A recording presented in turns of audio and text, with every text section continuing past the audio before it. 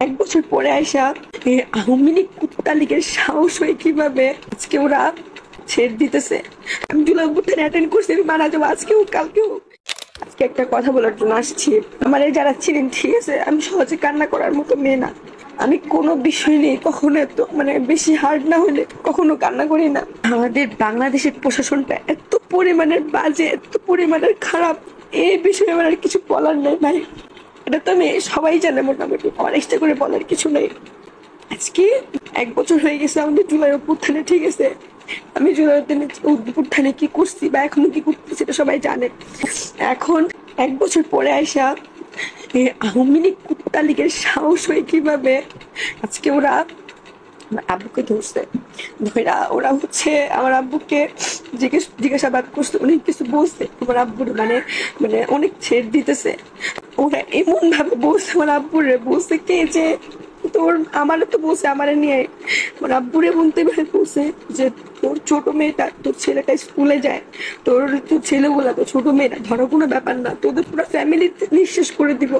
এইভাবে অনেক কথা বলছে আমার আব্বুরে। আমার আব্বু এই যে একটা বছরে হ্যাঁ বকাবকি করছে, আমি কেন ওই ঝামেলার ভিতরে যাই, মারামারির ভিতরে যাই, অনেক কিছু করছে, কিন্তু কখনো এইভাবে আইসা আমার সাথে আব্বু আজকে বাসার পরে প্রায় 2 ঘন্টা কানছে আমার আব্বু, কান্নাকাটি করে বলতেছে তুই এটা কি করলি মা,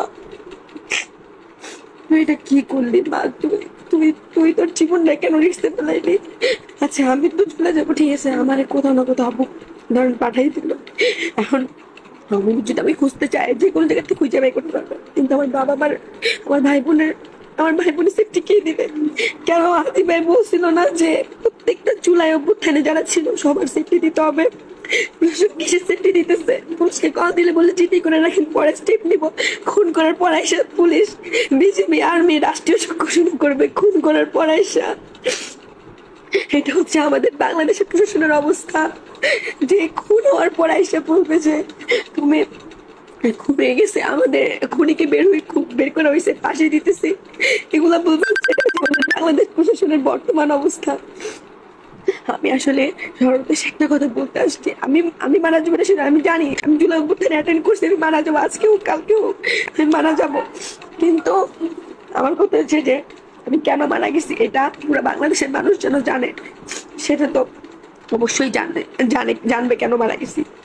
দরকার হলে আমি নিজে আওয়ামী লীগের কাছে গিয়ে বলবো যে নে আমার কিভাবে মারবি তোরা মার, আমার ফ্যামিলির উপরে যেন কোনো আঘাত না আসে।